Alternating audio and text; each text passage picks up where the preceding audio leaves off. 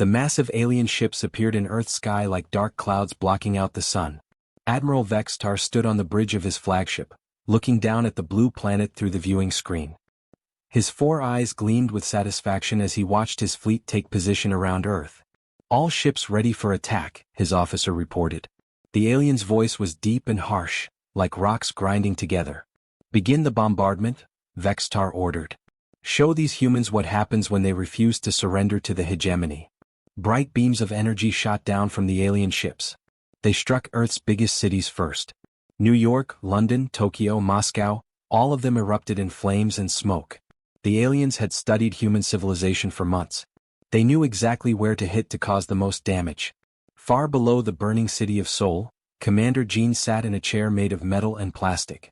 Around him, dozens of screens showed what was happening on Earth's surface. But Jean was not afraid. He was calm, almost peaceful. "Sir, the evacuation is going as planned," said Major Sue, a woman with short black hair and tired eyes. 90% of Seoul's population is now in the underground cities." Jean nodded slowly. "What about the other cities?" "Beijing reports 85%. New York is at 92%. London hit 95% an hour ago." Sue looked at her tablet. "The aliens are bombing empty buildings just like we hoped." Above them the city of Seoul burned.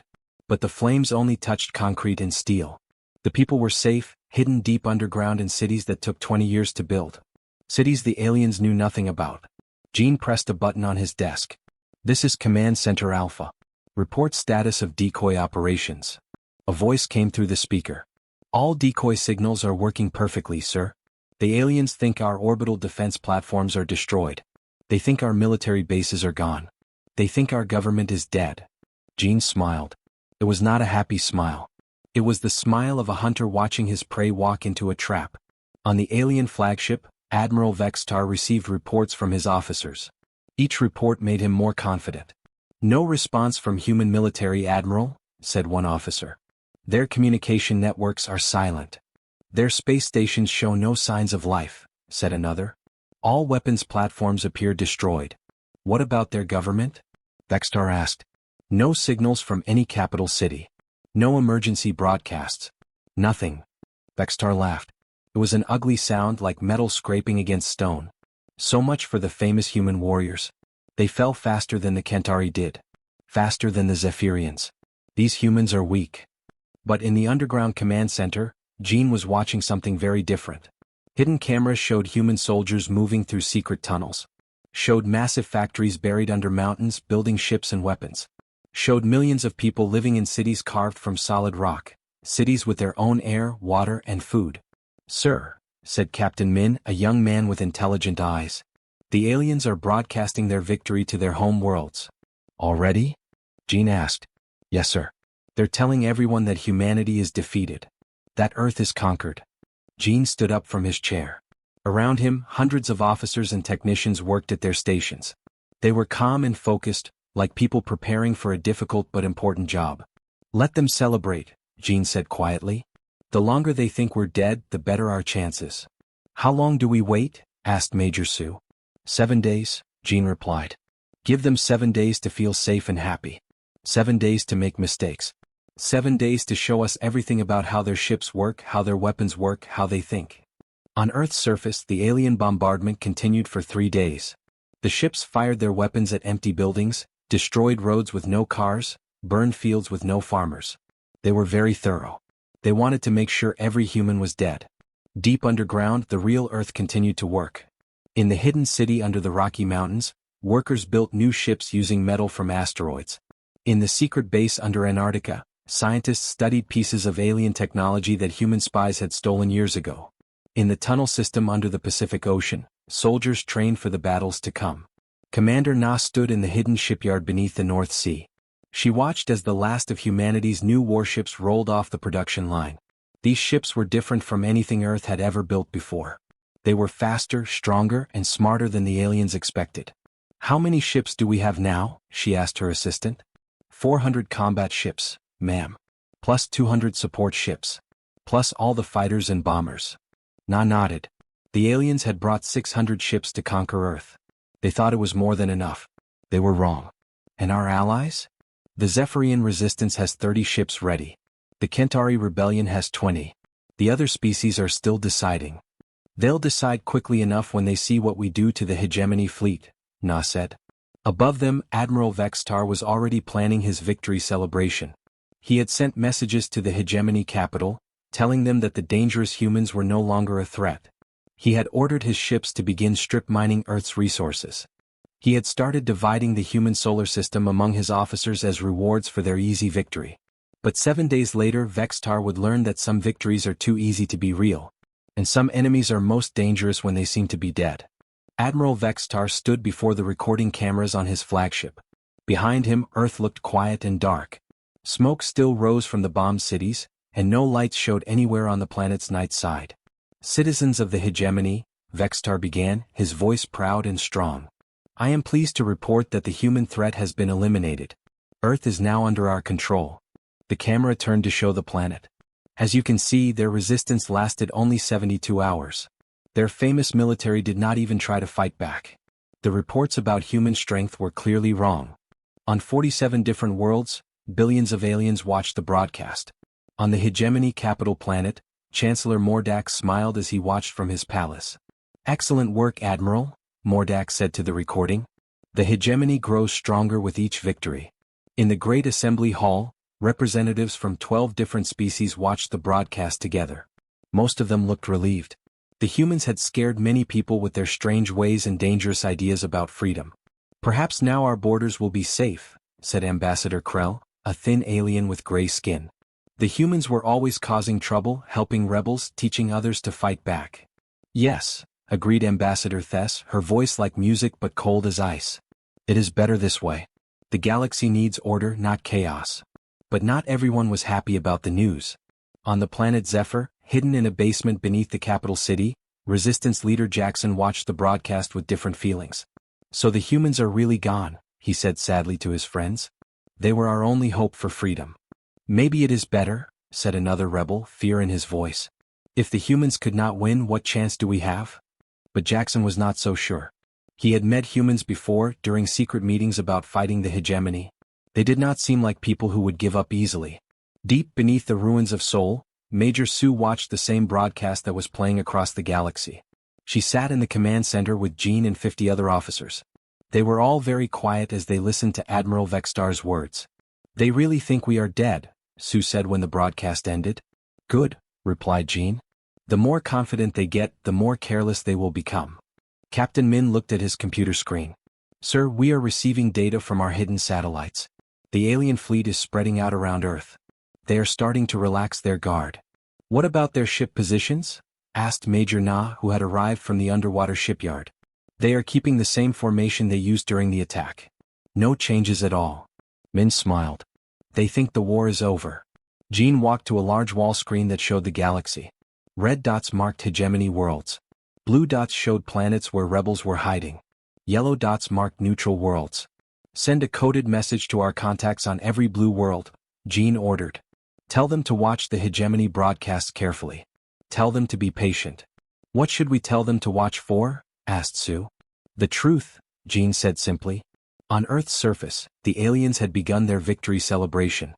Admiral Vextar had invited his senior officers to a feast aboard his flagship. They ate and drank and talked about how easy the conquest had been.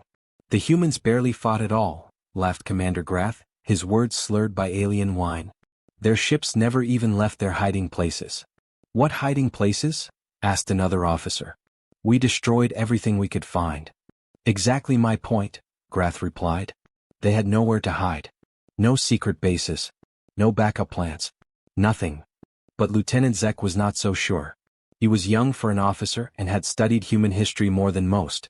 Sir, if I may ask, humans have never been known to surrender without a fight. Even when they are clearly beaten, they usually keep fighting. Admiral Vextar waved his hand dismissively. Different species, different ways of thinking, Lieutenant. Perhaps humans are not as brave as their stories claim. Yes, sir, Zek said, but he still looked worried. Far below the celebration, in the hidden city beneath Beijing, Dr. Park worked in her laboratory. She was studying pieces of the alien weapons that had fallen to Earth during the bombardment. Each piece told her something new about hegemony technology. Fascinating, she said to her assistant. Their energy weapons are powerful, but they use a very simple design. Almost primitive compared to what we expected. Is that good or bad for us? Asked the assistant. Very good, Dr. Park replied. It means our shields will work better than we hoped. It also means their ships probably have weak points they do not even know about. Meanwhile, the hegemony continued broadcasting their victory to the galaxy. They showed footage of burning human cities. They displayed maps of Earth with hegemony flags planted everywhere. They interviewed officers who explained how quickly and easily the humans had been defeated. Each broadcast was picked up by human listening posts hidden throughout the solar system. Each word was recorded, analyzed, and added to a growing database of enemy information. They are giving us everything we need, said Commander Lee from his secret base on Mars. Ship numbers, weapon types, command structure, patrol routes. They might as well be handing us their battle plans. Pride comes before the fall, his second-in-command replied, quoting an old human saying. Yes, Lee agreed. And their pride is about to kill them all. As the broadcasts continued day after day, more and more aliens across the galaxy began to believe that the human threat was truly over. Some felt relief. Some felt satisfaction. A few felt sadness. But none of them suspected that every word they spoke, every image they broadcast, was being watched by millions of very much alive and very angry humans who were preparing to show the galaxy what happened when you celebrated genocide too early. The trap was set. Now all humanity had to do was wait for the perfect moment to spring it. Exactly 7 days after Admiral Vextar's victory broadcast, something impossible happened. Every communication device in hegemony space suddenly came alive with a new signal. The transmission was so powerful that it cut through their best jamming technology like it was not even there. Admiral Vextar was eating breakfast in his quarters when his communication officer burst through the door without knocking. Sir, you need to come to the bridge immediately, the officer said, his voice shaking with fear. What is wrong? Vextar asked, annoyed. Earth is transmitting, sir. Earth is broadcasting to our entire fleet. Vextar dropped his food and ran to the bridge. When he arrived, he saw all his officers staring at the main screen with shocked faces.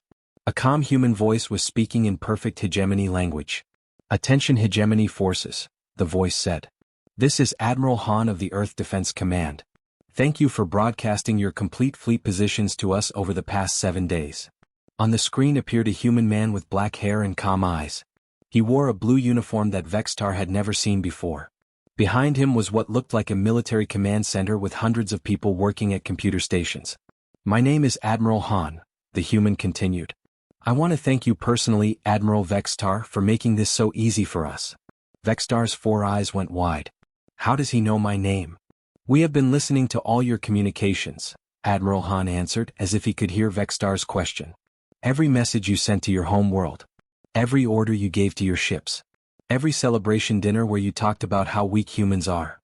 The camera moved away from Admiral Han to show something that made Vextar's blood turn cold. Instead of the dead, burned world they had been orbiting, the screen showed a massive underground city. Millions of humans walked through wide streets carved from solid rock. Children played in parks lit by artificial suns. Farmers grew food in underground fields that stretched for miles.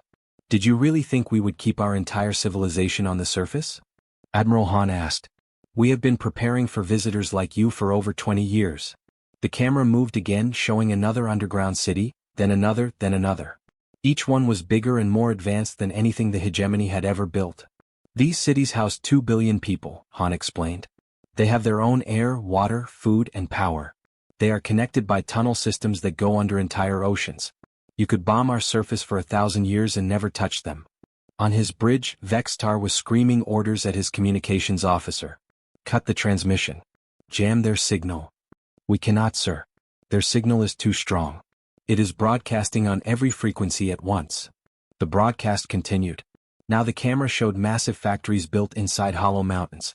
Thousands of workers were building ships, weapons, and equipment that looked far more advanced than anything in the hegemony fleet.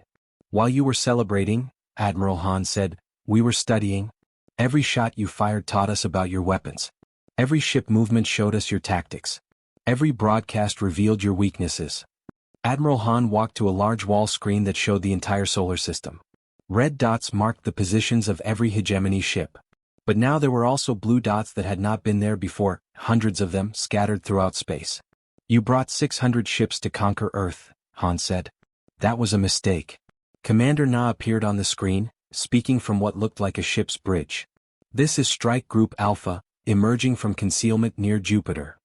Through the window behind her, space seemed to ripple and bend as dozens of human ships became visible. Another human officer appeared. Strike Group Beta leaving lunar orbit.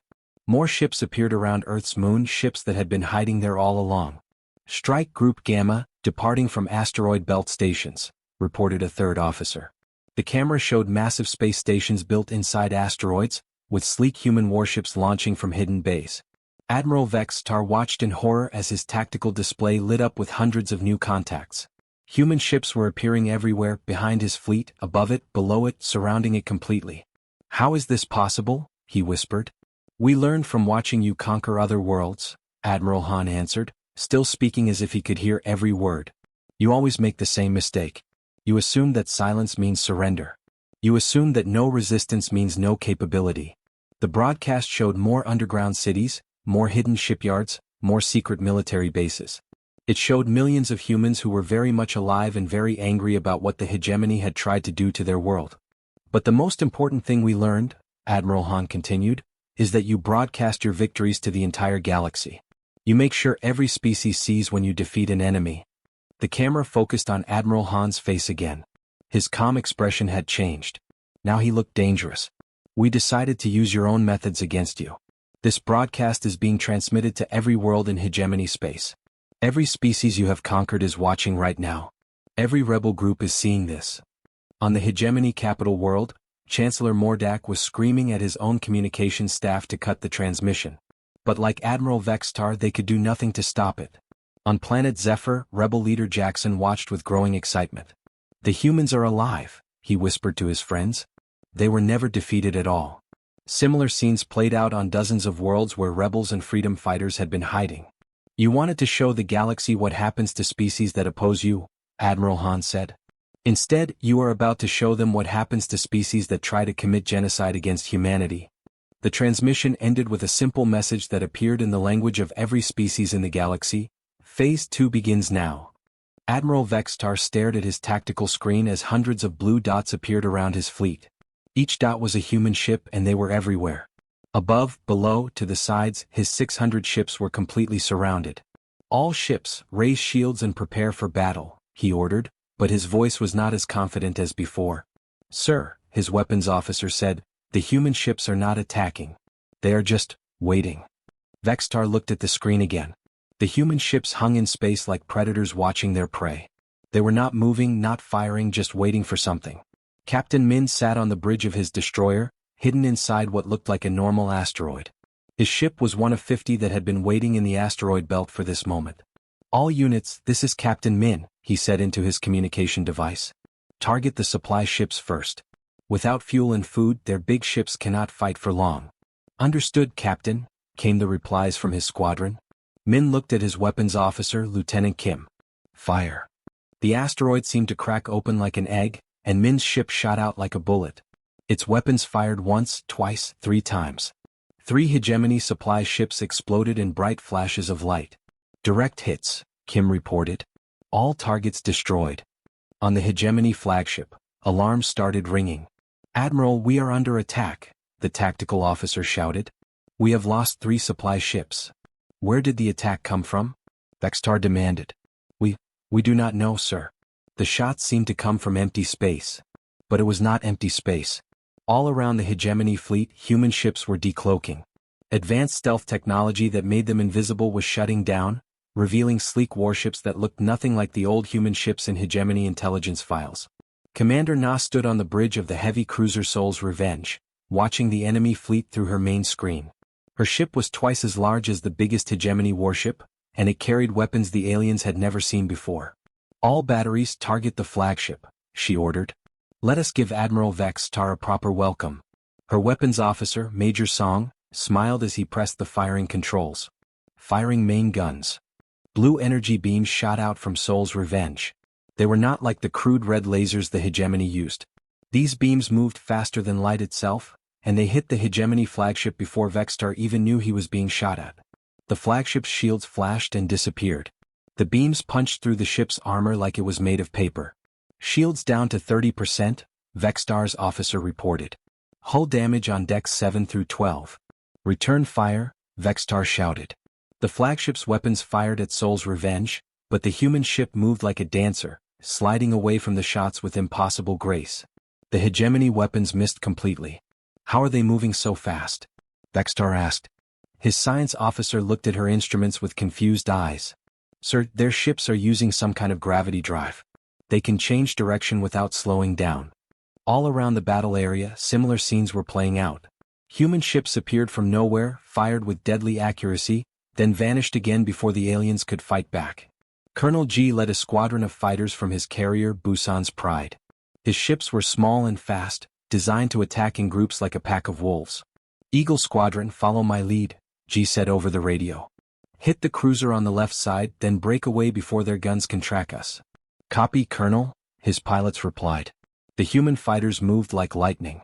They swooped down on a hegemony cruiser, fired their weapons, and disappeared before the enemy knew what hit them. The cruiser's engines exploded, leaving it floating helpless in space.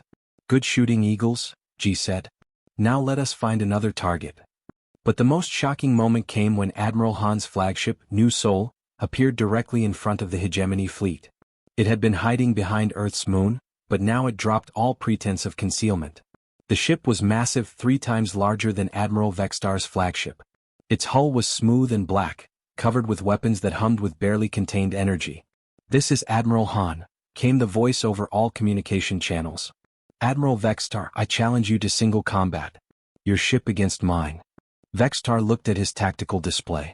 His flagship was already damaged from Commander Na's attack. The human ship looked fresh and deadly. I accept, Vextar said because he had no choice. To refuse would make him look weak in front of his own officers. The two ships faced each other in space. For a moment, everything was quiet. Then both ships fired at the same time. Vextar's weapons hit the human ship's shields, but they barely flickered. Han's weapons hit the hegemony flagship like the fist of an angry god. The flagship's hull cracked open. Atmosphere rushed out into space. Emergency lights flashed red as systems failed one by one. Sir, we need to evacuate, Vextar's officer said. The ship is breaking apart. But Vextar did not hear him. He was staring at his screen, watching more human ships appear every minute. Each one was faster and stronger than anything the hegemony had ever built. How did we get this so wrong? He whispered. Admiral Han's voice came over the communication system one last time. You made one simple mistake, Admiral. You thought destroying empty buildings meant you had won a war.